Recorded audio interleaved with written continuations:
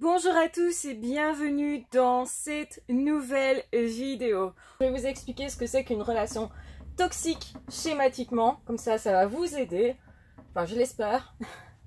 On va donc avoir une personne saine, on aura une autre personne, j'ai perdu un peu le marqueur plus loin, hop, ceci, donc la personne toxique qui elle déjà n'est pas rattachée à son cœur, mais ressent un vide immense. Donc on va schématiquement quand même lui faire un cœur tout en sachant que cette personne elle est coupée de ça la plupart du temps. Ressent un grand vide qu'en fait elle a laissé grandir. Et va demander à l'autre, tiens, toi, répare-moi, vas-y, comble-moi, fais tout pour moi, etc. Celui-ci va croire au début qu'il est dans du vrai amour et va envoyer beaucoup d'énergie, beaucoup d'énergie, beaucoup d'énergie, mais ne reçoit pas. Donc tout va vers le même, c'est extrêmement disproportionné, et celui-là, il est exigeant à l'extrême. Par exemple, si vous rencontrez une personne borderline, le moindre petit défaut chez vous va être un problème. Alors que l'amour, c'est justement accepter de comprendre ce que vit l'autre et ne pas avoir besoin que l'autre comble quelque chose en moi. Donc, le pervers narcissique va dire « donne-moi, donne-moi, donne-moi ». Si c'est pas le cas, si je me sens pas comblé, tu es en tort. Et le borderline va dire la même chose. Sois là, sois présent, prouve-moi que j'existe, prouve-moi que je suis essentiel à ta vie, que tu ferais tout pour moi, au point d'oublier carrément ta vie d'ailleurs. Et c'est là qu'on voit que c'est complètement disproportionné.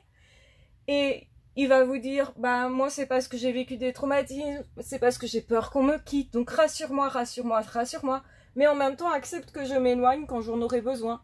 Et ça en fait c'est pas gérable parce que chez vous, ça crée des blessures qui vont commencer justement à faire en sorte que vous soyez beaucoup moins heureux quand vous êtes en relation. Et depuis que vous êtes en soi-disant relation, vous êtes tout le temps triste, malheureux, inquiet, stressé, etc. Ben, c'est la preuve que c'est plutôt toxique, surtout si l'autre vous dit « fais tout pour moi » d'une certaine façon. Donc la personne ne vous dira jamais textuellement « fais tout pour moi », mais c'est suggéré, c'est « tu dois être présent ». Si tu n'as pas été présent, tu as forcément fait des erreurs.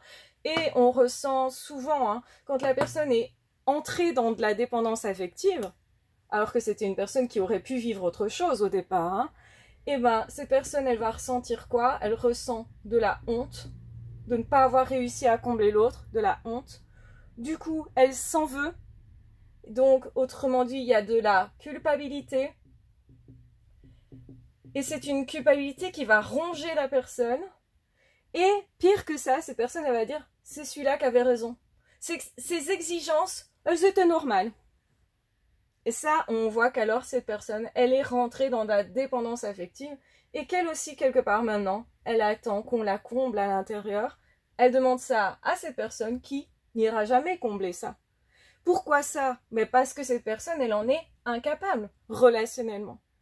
C'est pas une personne qui est en relation avec vous, c'est une personne qui est en relation avec son mal-être d'abord. Avec moi, et c'est ce qu'on appelle le narcissisme. Donc voilà comment fonctionne une relation toxique. Donc vous voyez bien que c'est disproportionné, tout va toujours dans le même sens, c'est-à-dire vers la personne qui a un problème, qui en fait va toujours dire que ben, moi je suis le pauvre malheureux, il faut m'aider, ou avec tout ce que j'ai fait pour toi, tu devrais me donner plus, toujours plus, si tu ne le fais pas c'est de ta faute, donc c'est quelqu'un qui va accuser l'autre, toujours. Et donc, en plus, cette personne, elle va généralement mettre en place tout un système avec plein d'autres personnes qu'elle va utiliser contre cette personne-là. Et c'est ce qu'on appelle le harcèlement. J'ai fait récemment une vidéo qui explique le harcèlement, les mécanismes en groupe, et je vous renverrai vers cette vidéo. Donc, n'hésitez pas à la consulter. Là, je pense que vous voyez vraiment clairement ce qui se passe quand une personne est dépendante affective. Donc la question que vous vous posez peut-être, c'est est-ce que je suis devenue dépendant affective depuis que je suis en relation toxique? La réponse c'est oui. Est-ce que je l'étais avant? C'est la question à se poser pour savoir si oui ou non, il y a des choses à réparer. Généralement, de toute façon, après une relation toxique, il y a toujours une thérapie à faire. Soit seul avec soi, mais ça prend plus de temps et c'est plus compliqué. Parfois, justement, il y a des choses qui vont rester, telles que des blessures à l'intérieur. Et ce sont ces blessures qui, malheureusement, vont vous empêcher d'avoir un couple sain ensuite. Donc peut-être c'est intéressant pour vous de travailler là-dessus pour ne pas garder ça. Ou alors, avec beaucoup de temps, c'est possible qu'on se répare soi-même. Il y a des personnes qui sont résilientes suffisamment, qui vont se réparer peu à peu. Et le but, c'est évidemment de redevenir libre ou de devenir libre en comprenant que chaque individu a le droit de faire ce qu'il veut au niveau de l'amour et que quand on a quelqu'un d'hyper exigeant qui essaye d'imposer sa loi, et si vous marchez là-dedans, vous devenez dépendant. Et c'est ce que vérifie la personne toxique. Est-ce que tu vas accepter ma définition d'amour, les désirata que je t'impose, donc autrement dit, tous les ordres que je te soumets. Et si tu ne respectes pas justement mes règles, qui ne sont pas des règles de l'amour du tout, mais de la dépendance, eh bien alors je t'accuse toi. Si quelqu'un vous accuse en permanence, si vous ressentez encore de la honte, de la culpabilité, en vous disant j'aurais dû faire ça, j'aurais dû être présent, j'aurais dû, je sais pas moi, inviter cette personne chez moi, et en fait vous avez freiné à un moment donné, c'est parce que certainement vous avez senti que c'était très dangereux pour vous, que c'était toxique, et qu'en fait, eh bien, vous connaissez d'une certaine façon l'amour véritable, vous auriez eu envie d'une vraie relation, mais quand on est pris là-dedans, ça va très vite et on peut justement du coup croire que c'est de l'amour. Et ces personnes vont dire « j'aime cette personne, je n'arrive pas à l'oublier ». Et bien ça aussi c'est une forme de dépendance quand on n'arrive pas à oublier une personne, qu'on n'arrive pas à se dire qu'on va être heureux sans cette personne, c'est une forme de dépendance affective. Alors justement la dépendance affective elle est un problème quand elle est beaucoup trop intense. Parce qu'on est tous un petit peu dépendants aux autres, dans le sens, si je suis en couple avec quelqu'un, ça se passe bien, mais cette personne tout d'un coup ne m'appelle pas toute la journée alors que c'est pas son habitude, je vais me tracasser. Est-ce que je vais arriver à être heureuse à ce moment-là? Si je suis tracassée, probablement pas vraiment tout à fait. Et donc du coup, effectivement, ça peut être un problème parce que à ce moment-là, j'aurais besoin d'avoir des réponses de cette personne parce que je sais que c'est inhabituel. Donc effectivement qu'on a tous une forme d'attachement et une petite dépendance qui est normale.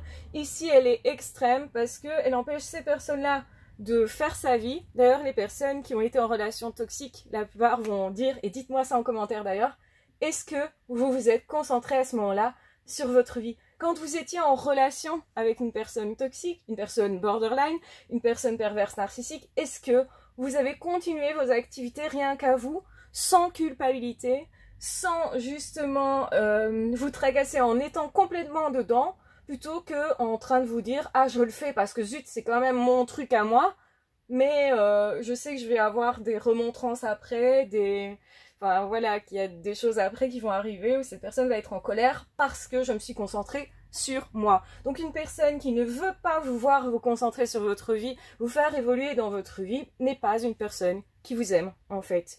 Et donc les personnes qui sont toxiques ne vous aiment pas par définition, mais vous aurez cette impression parce que c'est une personne qui peut vous dire beaucoup « je t'aime, j'ai besoin de toi, reste près de moi ».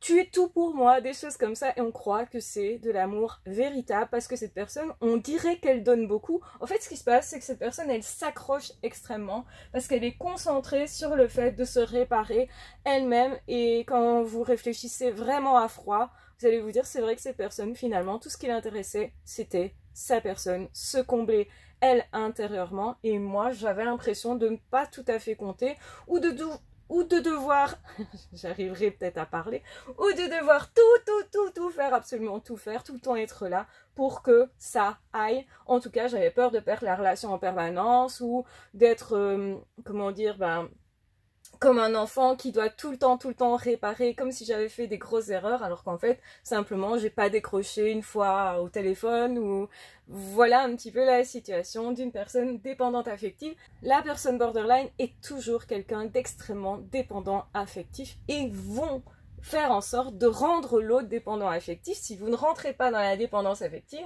ils vont couper le lien.